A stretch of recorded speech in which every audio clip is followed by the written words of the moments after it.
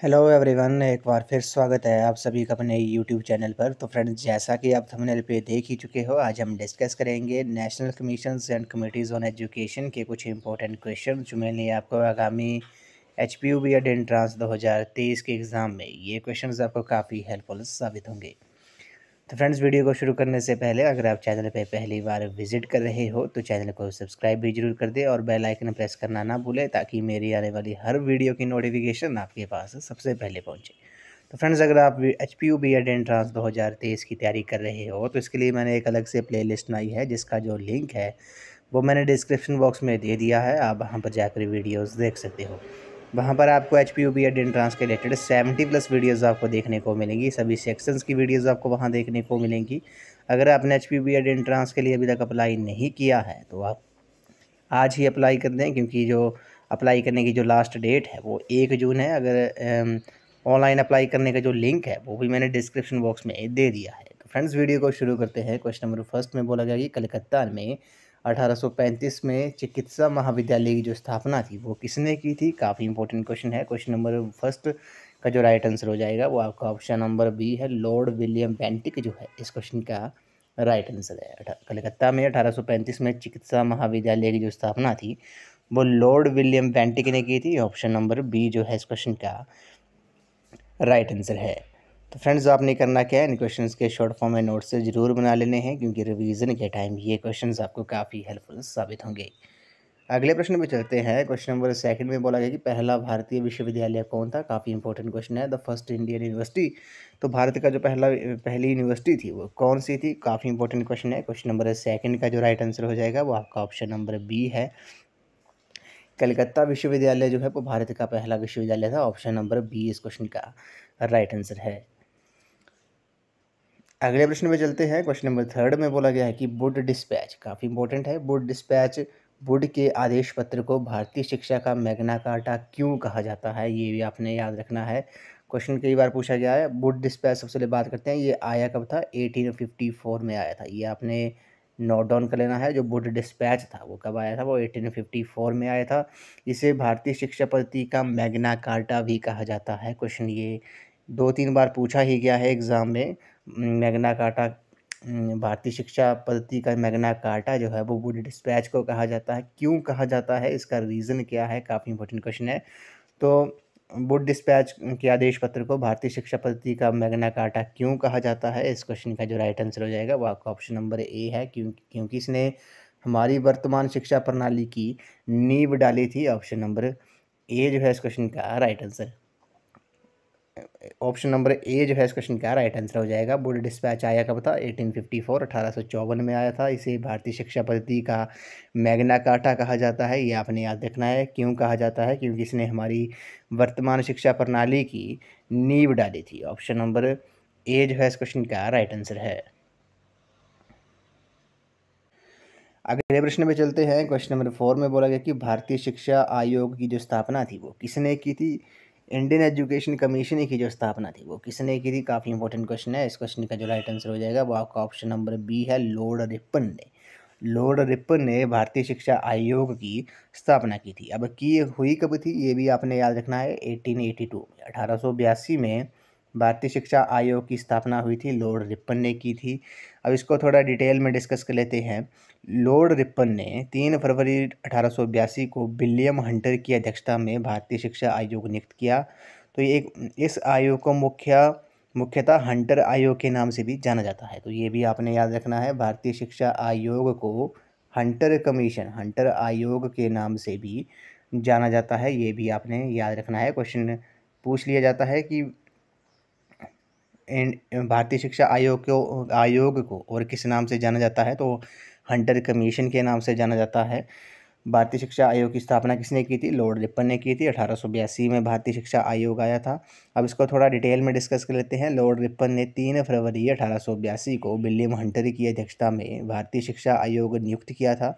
इस आयोग को मुख्यतः हंटर आयोग के नाम से जाना जाता है। आयोग में 20 सदस्य थे, उनमें से कुछ भारतीय थे और सैयद महमूद, हाजी गुलाम आनंद मोहन वसी, रंगानंद मुदालियर, महाराजा Jitendra Chauhan, Tagore Bhudev Mukherjee, K T Telang, B L Rice और डॉक्टर मिलेर जो थे वो इसके सदस्य थे। आयोग के सदस्य हंटर आयोग की जो नियुक्ति थी वो मुख्यतः 1854 से लेकर भारत में शिक्षा प्रगति का पुनरावलोकन करना तथा सुधार के सुझाव देना था। ये आपने याद रखना है।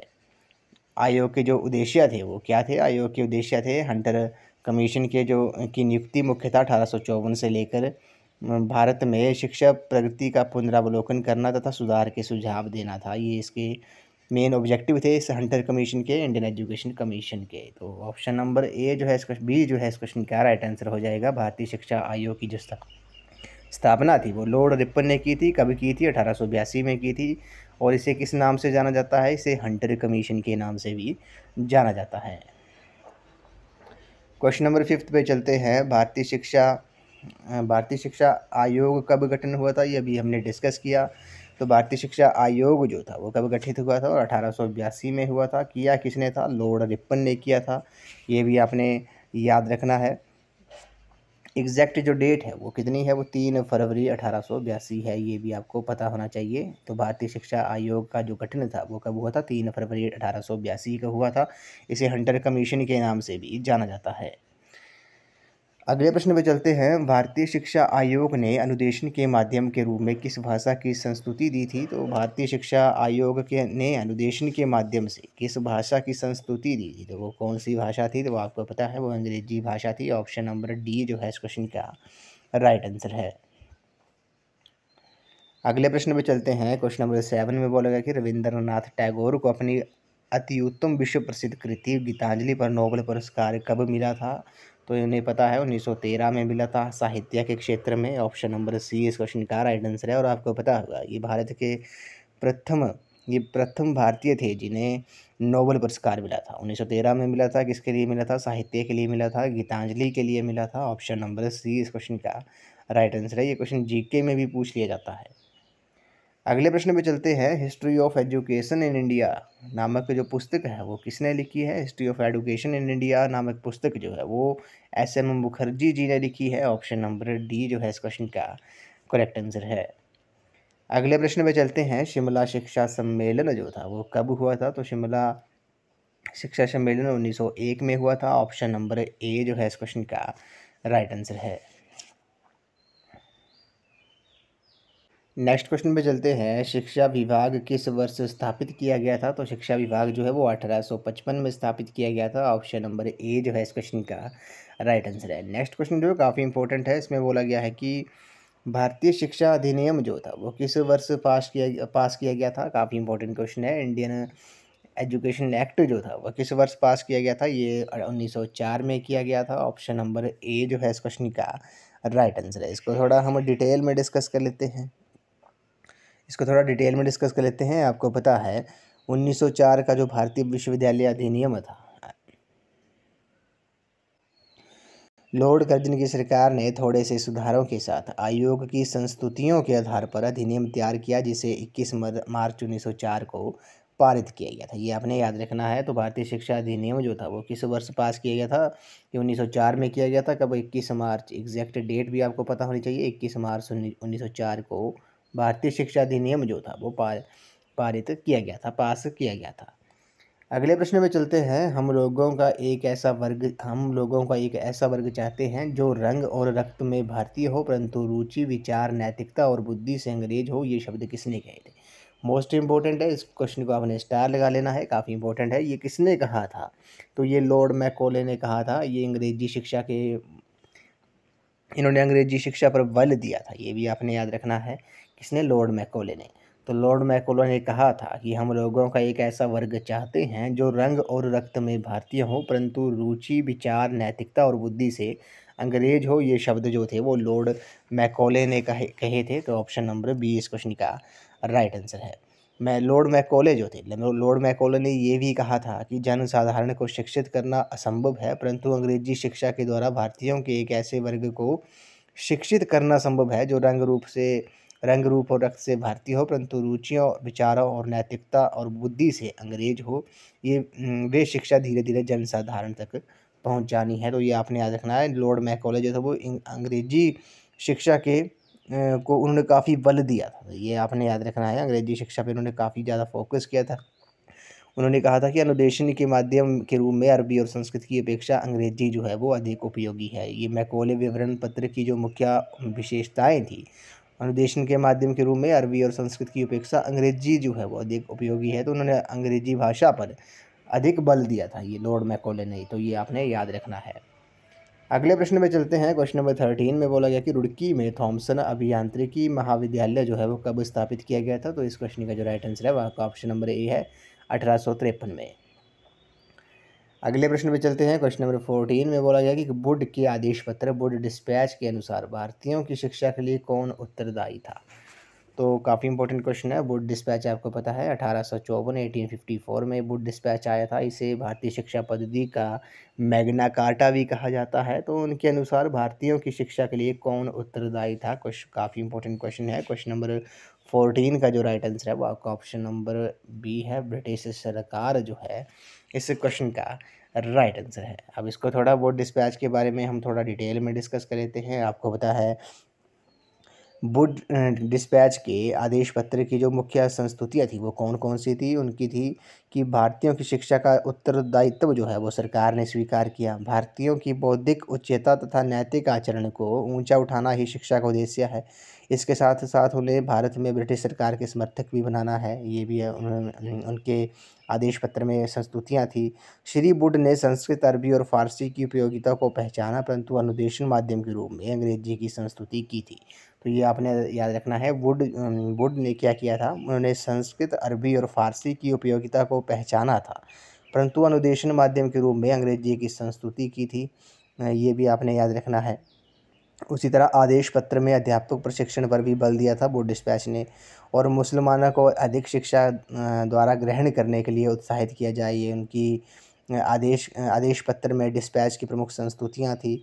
उसके बाद उन्होंने कहा था कि आदेश पत्र ने अधिक संख्या में प्राथमिक, माध्यमिक व उच्च विद्यालय खोलने की संस्तुति की थी। आदेश पत्र ने कलकत्ता, बम्बई और मद्रास महाप्रांत में विश्वविद्यालय स्थापित करने की सिफारिश की थी वुड डिस्पैच के। ये आदेश पत्र में मुख्य संस्तुतियाँ थी। तो इस क्वेश्चन का जो राइट आंसर हो जाएगा वो आपका ऑप्शन नंबर बी है। वुड के आदेश पत्र के अनुसार भारतीयों की शिक्षा के लिए कौन उत्तरदायी था, ब्रिटिश सरकार थी। आया कब था ये वुड डिस्पैच, 1854 में आया था। अगले प्रश्न में चलते हैं। 1882 का हंटर आयोग किस रूप में जाना जाता है। ये क्वेश्चन अभी हमने डिस्कस किया है, आपको पता है इसे भारतीय शिक्षा आयोग के नाम से जाना जाता है। ऑप्शन नंबर डी जो है इस क्वेश्चन का राइट आंसर है। हंटर आयोग के रूप में किसे जाना जाता है, इंडियन एजुकेशन कमीशन को। ऑप्शन नंबर डी जो है इस क्वेश्चन का राइट आंसर है। अगले प्रश्न में चलते हैं। इसमें बोला गया कि स्टेनली आदेश पत्र जो था वो किस वर्ष प्रकाशित हुआ था। स्टेनली डिस्पैच जो है वो किस वर्ष प्रकाशित हुआ था, 1859 में हुआ था। ऑप्शन नंबर बी जो है इस क्वेश्चन का राइट आंसर है। स्टेनली डिस्पैच जो था वो किस वर्ष प्रस्तावित हुआ था, 1859 में हुआ था। वुड डिस्पैच कब हुआ था, वुड डिस्पैच 1854 में हुआ था। स्टेनली डिस्पैच 1859 में हुआ था। ये आपने याद रखना है। ऑप्शन नंबर बी जो है इस क्वेश्चन का करेक्ट आंसर है। अगले प्रश्न में चलते हैं। क्वेश्चन नंबर 17 में बोला गया है कि भारतीय विश्वविद्यालय आयोग कब प्रारंभ किया गया था। तो भारतीय विश्वविद्यालय आयोग जो था, इंडियन एजुकेशन कमीशन जो था वो कब स्टार्ट किया गया था। क्वेश्चन नंबर 17 का जो राइट आंसर है वो आपका ऑप्शन नंबर बी है, 1902 में। कब, 1902 में भारतीय विश्वविद्यालय आयोग जो था वो आरंभ किया गया था। इसको थोड़ा डिटेल में डिस्कस कर लेते हैं। आपको पता है भारतीय विश्वविद्यालय आयोग लॉर्ड कर्जन द्वारा 27 जनवरी 1902 को नियुक्त किया गया था। ये आपने याद रखना है। लॉर्ड कर्जन द्वारा कब नियुक्त किया गया था, 27 जनवरी 1902 को लॉर्ड कर्जन द्वारा ये नियुक्त किया गया था, ताकि वे भारत में विश्वविद्यालय शिक्षा का प्रतिवेदन प्रस्तुत करें और सुझाव दें। आयोग की जो सिफारिशें थी वो क्या क्या थी, इसको आपको पता होना चाहिए। कोई नया विश्वविद्यालय स्थापित ना किया जाए, ये सिफारिशें थी इंडियन एजुकेशन कमीशन की। वर्तमान विश्वविद्यालय बम्बई, कलकत्ता, मद्रास, इलाहाबाद तथा पंजाब को शिक्षा संस्थानों के रूप में पुनर्गठित किया जाए। विश्वविद्यालय सीनेट में अध्यापकों तथा प्राध्यापकों को उचित प्रतिनिधित्व दिया जाए। आयोग ने परीक्षा, डाक सुविधा, पुस्तकालयों में सुधार और प्रयोगशाला सुविधा में सुधार के भी सुझाव दिए थे। बीए का कोर्स बढ़ाकर 3 वर्ष किया जाए और इंटरमीडिएट को उड़ा दिया जाए। ये इसकी सिफारिशें थी किसकी, भारतीय विश्वविद्यालय आयोग की। तो ऑप्शन नंबर बी जो है इस क्वेश्चन का राइट आंसर है। भारतीय विश्वविद्यालय आयोग जो था वो कब आरंभ किया गया था? 1902 में किया गया था। क्वेश्चन नंबर 18 पे चलते हैं। कलकत्ता विश्वविद्यालय आयोग 1917 के जो अध्यक्ष थे वो कौन थे? काफ़ी इंपॉर्टेंट क्वेश्चन है। क्वेश्चन नंबर 18 का जो राइट आंसर है वो आपका ऑप्शन नंबर डी है, सर माइकल सैंडलर जो है इस क्वेश्चन का राइट आंसर है। मोस्ट इम्पोर्टेंट है ये, तो आपको पता होगा कलकत्ता विश्वविद्यालय आयोग को सैंडलर आयोग के नाम से भी जाना जाता है। 1917 में ये आया था।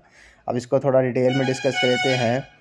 14 सितंबर 1917 को कलकत्ता विश्वविद्यालय आयोग, जिसको सैंडलर आयोग के नाम से भी जाना जाता है, की नियुक्ति जो थी वो भारत सरकार द्वारा लीड विश्वविद्यालय के उपकुलपति वाइस चांसलर माइकल सैंडलर की अध्यक्षता में की गई थी। सर आशुतोष मुखर्जी तथा डॉक्टर जियाउद्दीन अहमद और प्रोफेसर राम से मयूर अन्य जो थे वो इस आयोग के सदस्य थे।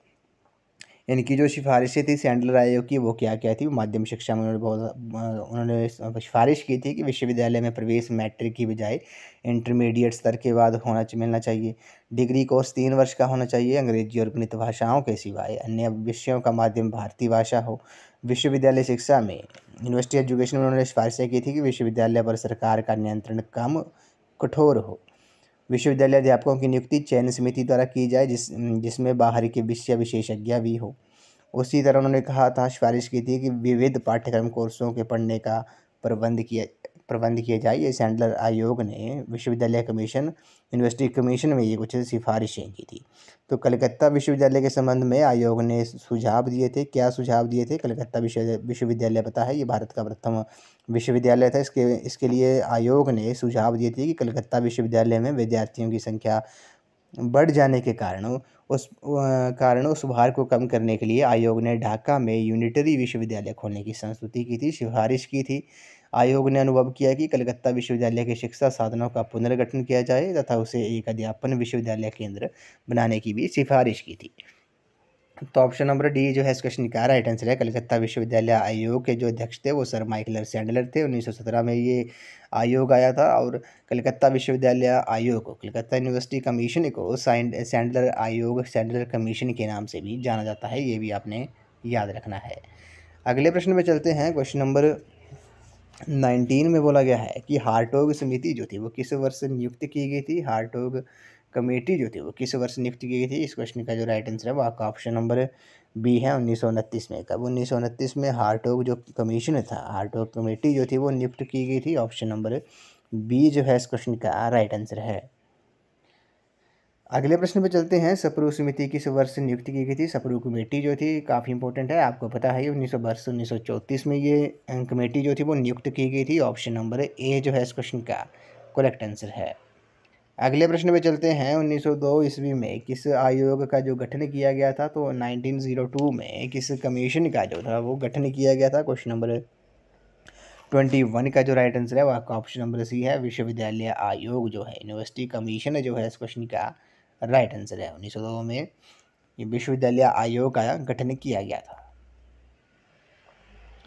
अगले प्रश्न पे चलते हैं। 1929 में हार्टोग समिति के गठन का जो उद्देश्य था वो क्या था? तो 1929 में हार्टोग कमेटी जो थी वो गठित की गई थी। इसका मेन ऑब्जेक्टिव क्या था? तो आपको पता होगा इसके का जो मेन ऑब्जेक्टिव था वो प्राथमिक शिक्षा के आकार का मूल्यांकन करना था, इवैल्यूएशन करना था प्राइमरी एजुकेशन का। तो ऑप्शन नंबर बी जो है इस क्वेश्चन का करेक्ट आंसर है। इस वीडियो का ये लास्ट क्वेश्चन है। 1857 में वुड के आदेश पत्र के परिणाम स्वरूप किन 3 विश्वविद्यालयों की स्थापना की गई थी? काफ़ी इंपॉर्टेंट क्वेश्चन है। तो वुड डिस्पैच, आप सबसे पहले आपको पता होना चाहिए वुड डिस्पैच जो था वो 1854 में आया था। इसे भारतीय शिक्षा पद्धति का मैग्ना कार्टा भी कहा जाता है। स्टेनली डिस्पैच जो था वो कब आया था? स्टेनली डिस्पैच 1859 में आया था। अब क्वेश्चन में बोला गया है कि 1857 में वुड के आदेश पत्र के परिणाम स्वरूप किन 3 विश्वविद्यालयों की स्थापना हुई थी? तो वो किन 3 विश्वविद्यालयों की स्थापना की गई थी? तो आपको पता है वो कलकत्ता, बम्बई और मद्रास यूनिवर्सिटी की स्थापना की गई थी। ऑप्शन नंबर डी जो है इस क्वेश्चन का राइट आंसर है। 1857 में बोर्ड के आदेश पत्र के परिणाम स्वरूप 3 विश्वविद्यालयों की स्थापना की गई थी। ये कौन कौन से 3 विश्वविद्यालय थे? ये कलकत्ता, बम्बई और मद्रास थे। ऑप्शन नंबर डी इस क्वेश्चन का राइट आंसर है। आया कब था बोर्ड डिस्पैच? ये 1854 में आया था। भारतीय शिक्षा पद्धति का इसे मैग्ना कार्टा भी कहा जाता है, ये भी आपने याद रखना है। स्टेनली डिस्पैच कब आया था? स्टेनली डिस्पैच जो था वो 1859 में आया था। अब एक तरह का हमें थोड़ा क्विक रिवीजन कर लेते हैं कि आज की इस वीडियो में हमने क्या क्या डिस्कस किया। सबसे पहले हम बात करते हैं हार्टोग कमीशन के बारे में। हार्टोग कमेटी जो थी, समिति जो थी, वो कब गठित की गई थी? वो वर्ष 1929 में गठित की गई थी। उसी तरह सप्रू कमेटी जो थी वो वर्ष 1934 में ये गठित की गई थी। हार्टोग कमीशन जो था वो 1929 में, सप्रू कमेटी 1934 में की गई थी।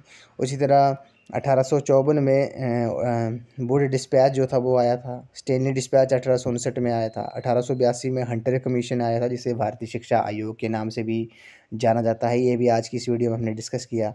लॉर्ड मैकॉले मिनट जो था वो कब आया था? वो 1835 में आया था। उसी तरह इम्पोर्टेंट है, इंडियन यूनिवर्सिटीज़ कमीशन जो था वो 1902 में आया था। इंडियन यूनिवर्सिटी एक्ट जो था, भारतीय शिक्षा अधिनियम जो भारतीय विश्वविद्यालय अधिनियम जो था वो कब आया था? वो 1904 में आया था। ये भी आपने याद रखना है। तो ये कुछ हमने इंपॉर्टेंट कमीशन और इम्पोर्टेंट कमेटीज़ के ऊपर जो आज क्वेश्चन थे, हमने कम से कम 23 क्वेश्चन डिस्कस किए। इसको हमने थोड़ा डिटेल में डिस्कस किया ताकि आपको आने वाले एग्ज़ाम में भी ये क्वेश्चन आपको काफ़ी हेल्पफुल साबित हो।